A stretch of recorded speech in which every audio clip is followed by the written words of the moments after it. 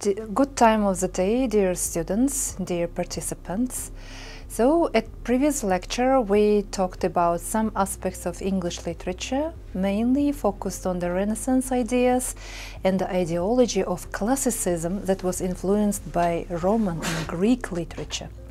Today we are going to talk about real, true English novels that prospered during the 18th century. We are going to focus on the rise of the novel, the influence of the realistic storytelling, satire and social critique, humor, exposed flaws, poetry and the Augustan age, which was influenced by the King Augustus of the Roman Empire, sentimentalism and sensibility, order and reason ruled in the poetry and prose, theater and drama, emotion that focused on this, and Gothic fiction, the development of Gothic fiction that was influenced by the ideology of neoclassicism that developed during the 18th century. Well, the issues to be discussed in today's lecture is Daniel Defoe, who is a pioneer of the English true novel, his novels, Samuel Richardson, Henry Fielding, who shaped modern prose fiction, Alexander Pope, master of satire and heroic couplets, and Jonathan Swift, who criticized society through sharp satire. If we talk about timeline of English literature, it consists up to 19th centuries the following steps. It starts with Old English, that is related to the development of epic poem like Beowulf and Celtic mythology. Later, the development of Middle Period and is considered as medieval literature. We talked about these spheres, aspects of English literature in the previous lectures. And later we talked about the influence of Renaissance ideology that was the main concept in the 15th and 16th and lasted to the 17th centuries. And getting inspiration from the Renaissance classicism and a kind of reflection towards the Renaissance ideology, the next step was the development of neoclassicism that developed in the 17th century and prospered during the 18th century and got inspiration for the development of realistic fiction and romanticism of 18th and 19th centuries. Today we're going to talk about a new literary form that is called the realism that was popular during the 18th century. Well, during this period, unlike earlier narratives that were merely allegory, epic poetry, drama, the novel introduced a more personal, realistic and psychologically nuanced approach to storytelling. It is associated with the development of political conditions, development of countries, the urbanization, the rise of population, development of industry, economy. All these made a great influence on making writers and poets to describe real atmosphere of their lives. And the main representatives of the 18th century literature are Daniel Defoe, Samuel Richardson, Henry Fielding, Lawrence Sterne, Tobias Smollett, people who shaped the novel into a dominant genre, experimenting with themes of individual morality, social satire, and psychological depth. Their works laid the foundation for modern novel that was popular during the 19th and 20th century. Regarding Daniel Defoe and the British realism, Daniel Defoe was a writer, journalist and businessman whose works reflected the dynamic and often perilous world of early 18th century. It is associated with international trade and the start of English colonialism and the development of English capitalistic country and all the struggles of the people and division of different classes, wealthy, parliament members and poor people. All interaction between these social layers were reflected in the novels of Daniel Defoe and his contemporaries. One of his famous novels is Robinson Crusoe, is often considered the first true English novel. Robinson Crusoe is a deep psychological novel which reflects the person's survival in an inhabited island. Here, Daniel Defoe makes a very scrupulous description of an ordinary person who strands in an uninhabited land, and he describes in details his farm works and how he suffers in isolation. It is very deep and influential novel, has very many psychological aspects that makes readers to make an intimate acquaintance with the struggles and sufferings of the main protagonist. The next novel of Daniel Defoe is called Moll Flanders. Here, which follows the life of a woman who navigates poverty, crime, and social mobility. Unlike the noble heroines of earlier literature, Moll is flawed, complex character who makes morally ambiguous choices for survival. Later literature was mainly focused on the noble heroines with courtly behaviors, and most of them were ladies. In these novels and poetry, women were described as ladies that are strictly obey to the restrictions and regulations of the society. But the main protagonist of Daniel Defoe, Moll Flanders, is totally different woman who has a lot of folly and wise, but despite these negative features, she is endearing and likable by readers. Next author is Samuel Richardson and his deeply psychological novels. For example, Pamela or Virtue Rewarded, which was published in 1740, tells the story of a young servant who resists the advances of her wealthy employer, ultimately earning his respect and marrying him. By this, Pamela earns, by her virtue, earns the respect. Here Samuel Richardson really appreciates the virtue, and he also makes a deep exploration her psychology, making readers to contemplate on the events that is portrayed in this novel.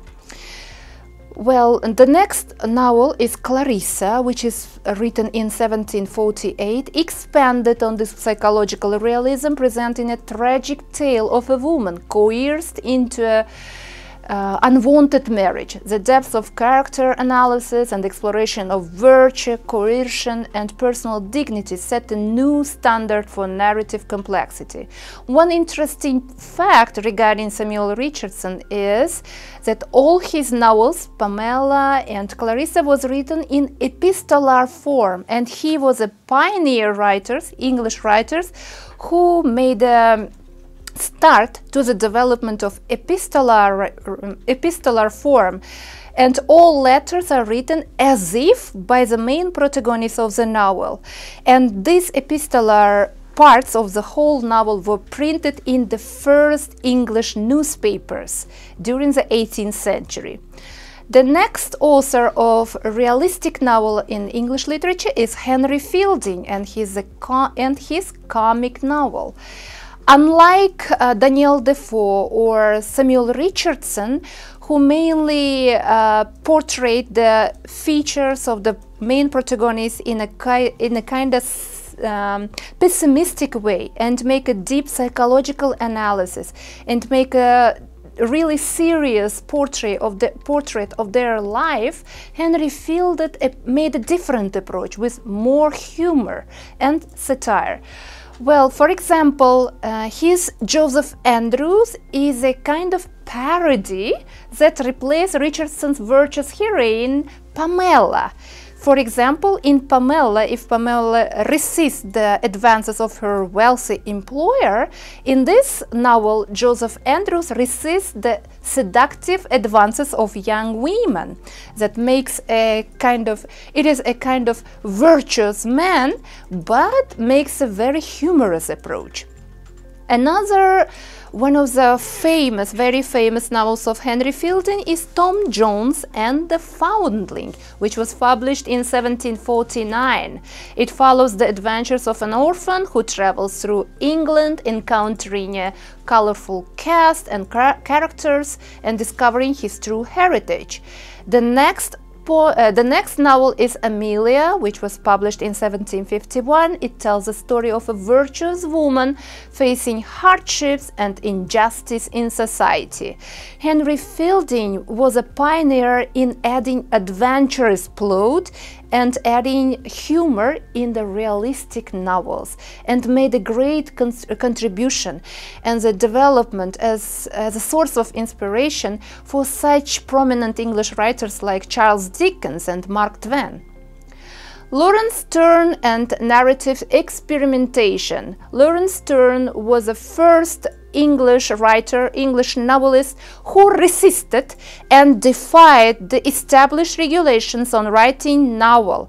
For example, in Tristan Shandy, which was published in 9 volumes from 1759 to 1767, the main protagonist Tristan sometimes regresses from the main plot of the novel and talks about different things, and he appears in the different places.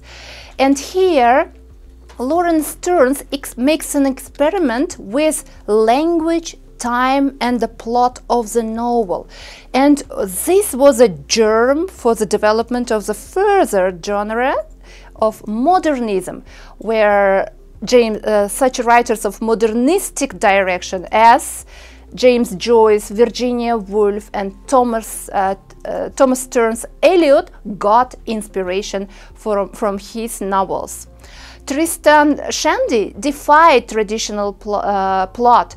The novel includes blank page, squiggy lines and other visual experiments, making it one of the examples of metafiction, a narrative that self-consciously reflects on its own storytelling process.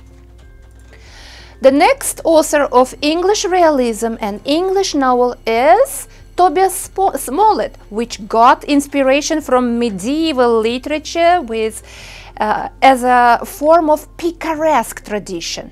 Here, the main protagonists in the Tobias Smollett's novels are the characters who have very different escapades, who have very many adventures. And his novels are considered as semi-autobiographical work that satirizes British society through the eyes of a young man navigating life's hardships, for example, in the Roderick Random, which was published in the middle of the 18th century. Tobias Smollett brought an energetic, adventurous spirit to the English novel, drawing inspiration from the picaresque tradition.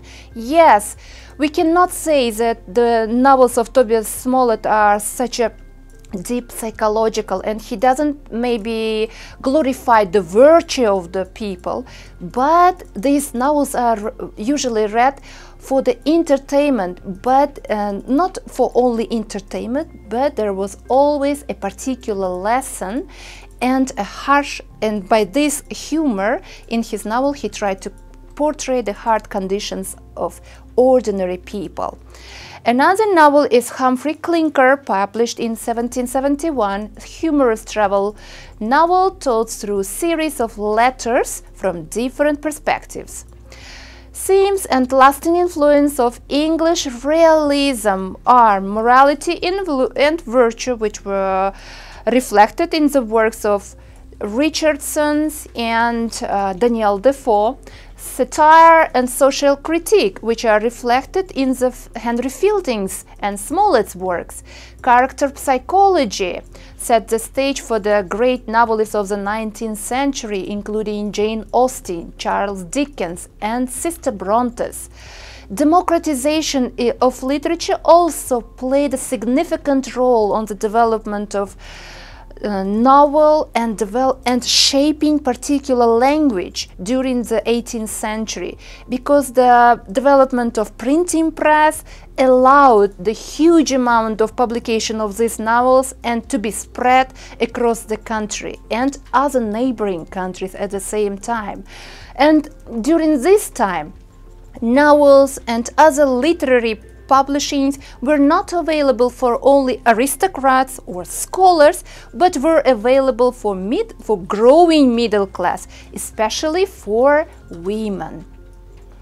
Satire and social critique is another important aspect of the development of English literature during the 18th century.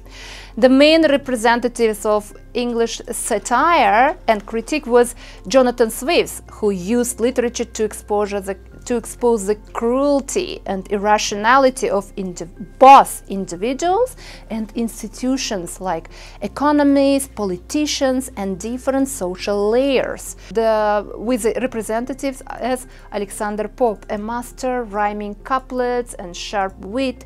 Pope satirized aristocratic vanity, literary mediocrity, and political corruption. Or John Gay, unlike Swift and Pope, who used prose and poetry for their satire. John Gay turned to the stage to deliver his critiques of society. Let's make a deep analysis of their works, starting with Jonathan Swift, who is considered the sharpest pen of his time, especially with his famous novel, a political and social allegory, Gulliver's Travels, which was published in 1726. Well, for the first glance, Gulliver's Travels are considered a light-hearted, adventurous novel which has some magical elements, is a kind of fantasy novel, yes? But indeed, beneath its surface lays a sharp critique of European society.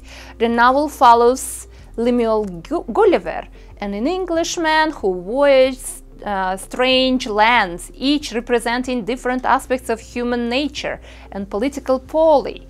For example, Lilliput land, the land of tiny people, represents the pettiness of political conflicts, exemplifying how different communities, and they have their own names, made a quarrel on how to break the egg. By this, he wants to portray the trivial disputes of two main political parties of English Parliament, like Whigs and Tories, and that's why their disputes, their focusing problems are so tiny, and that's why the representatives of this country are also Lilliputs, very small little people.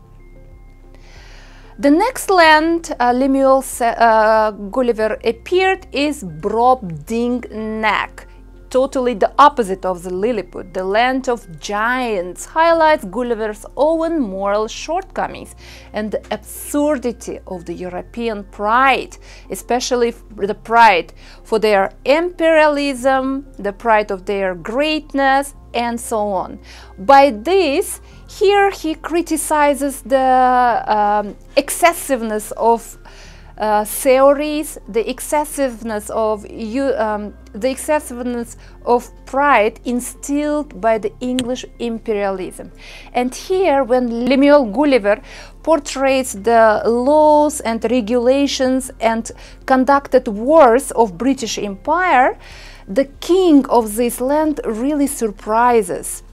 And by this, he wants to reflect, to show the real scenery of English people, of English society, its laws, its parliament, its rules. The next land is called Laputa, a floating island, mocks scientific and intellectual pretension, portraying scientists who conduct useless experiments while ignoring real-world problems.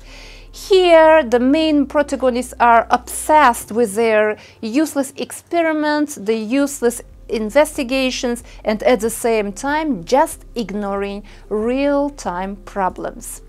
Next land was called the land of Hoyhnums and Yahoos, represents with most radical social critique.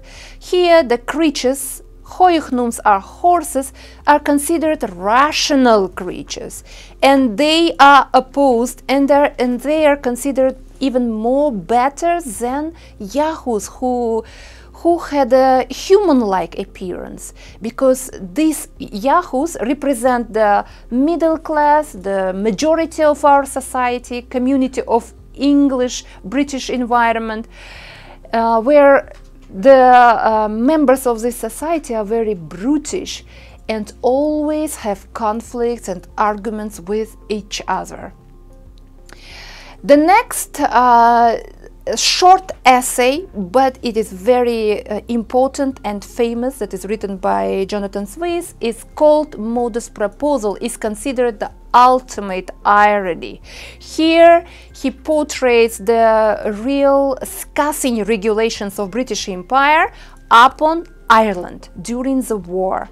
Here he says that as if British Irish people, to alleviate their hardships, to make their life better, they should give their children to rich people, and rich people are considered here as British men, to rich people to eat them, and hence making their life better. Of course, the appearance and publishing this essay was very extremely popular and made Jonathan Swift is the most important and influential satirist of the 18th century. The next author, Alexander Pope, the master of satirical verse. Alexander Pope wielded poetry as his weapon of choice to struggle with imperfections of English society. A master of rhyming, couplets and sharp wit, Pope satirized aristocratic vanity, literary mediocrity and political corruptions. Let's see his works. For example, in the epic poem, The Rape of the Lock, published in 1712 and 1714, is considered a mock epic, where he mocks an aristocrat who cut a lock of a young woman without her permission. Here he wants to portray that aristocrats shouldn't be concerned about the permission of ordinary people, and locking and cutting the lock of a woman who is from the middle class is just a simple thing and shouldn't concern or worry these people. Another poem, which is called Dunciad, published in 1728-1743, The War Against the Mediocrity. Alexander Pope was resistant and harshly criticized the mediocrity and dullness of literary writers, scholars, poets, and he criticized and considered that they shouldn't, their works are not worthy to concern, are not worthy to read. This satirical poem attacks literary dullness and mediocrity, portraying a world where ignorance reigns supreme. Next author is John Gay, Satirical Drama and Social Critique. John Gay didn't use, like Henry Fielding, Samuel Richardson or Alexander Pope, the novel or poetry. He used the stage to display his thoughts, to display his works. For example, one of his famous works is Beggar's Opera, a satirical masterpiece. One of the most popular plays of the 18th century, The Beggar's Opera, is bold and successive work that satirizes both politics and the criminal underworld. The play presents a world where corrupt politicians and ruthless criminals are indistinguishable from each other. For example, the main representative, the main protagonist of the novel, Machis, is a highwayman himself, but he is obsessed with Italian opera, and he deals with double business, at the same time with the corruption of politicians and criminal issues. And the members of this society are replaced by lower class members, like they are thieves and prostitutes. But indeed, the author wanted to portray the members of the parliament, and the works of John Gay were triggered many debates, and many works of him were considered as related to the Prime Minister of Great Britain, and that's why it may be dangerous even to the life of a John Gay. Despite this controversy, or perhaps because of this controversy, the works of John Gay gained a huge success and popularity during his lifetime. The lasting power of satire. For example, Jonathan Swift made a great contribution on the development of political satire. The works of Alexander Pope made a great contribution to the literary critique. The Gay made a great contribution to the theatrical rebellion. And all these works reflected a society grappling with issues of morality, power, and identity. The work of these writers, like Daniel Defoe, Jonathan Swift, Alexander Pope, Samuel Richardson, Henry Fielding, John Gay, made a great contribution to literature influence on later works and historical significance. Let's see them in the percentage. For example, the works of Daniel Defoe made the greatest contribution to the development of literature during the 18th century in comparison with Jonathan Swift's and others. Jonathan Swift takes a second place by getting 25%, Alexander Pope 20%, and the less 10 and less percentages gained Richardson, Fielding, and Gay. If we talk about main directions in literature that developed during the 18th century, were neoclassicism, that was originated from classicism, that got inspiration from the antique literature, but neoclassicism has its own regulations. The writers of neoclassicism, who were Alexander Pope, Jonathan Swift, and Samuel Johnson, emphasized reason, order, and classical ideals represented by these writers. The main idea of neoclassicism was order and rationality. Everything in the life, everything should be structured, rational. Everything has its own orders.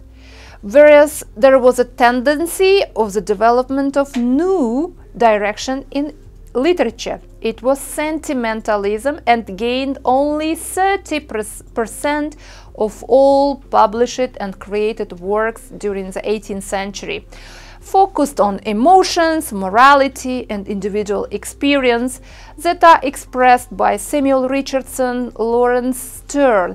And even the works of Samuel Richardson, Lawrence Sterne were criticized by people. They were largely read, but were reasons for different debates, because the works of these writers were praised by having a moral lesson, but at the same time they were criticized for dangerously excessive sentimentalism. At the end of the lecture, I would like to mention that the works, novels, poems of these prominent outstanding English writers like Daniel Defoe, Jonathan Swift, Alexander Pope, Samuel Johnson, Lawrence Sterne, and many others made a great contribution to the development of English literature, and they made a great influence to the development of world literature. And the many writers and poets got inspiration from these works, and their novels and poems are not considered as a kind of artifacts, but considered as a main important foundation for development for the next directions. And that's why they are still appreciated and highly valued around the world. This was the end of our today's lecture, and I hope that lecture was very useful and informative for you. Thank you for your attention, and see you in the next lectures. Goodbye.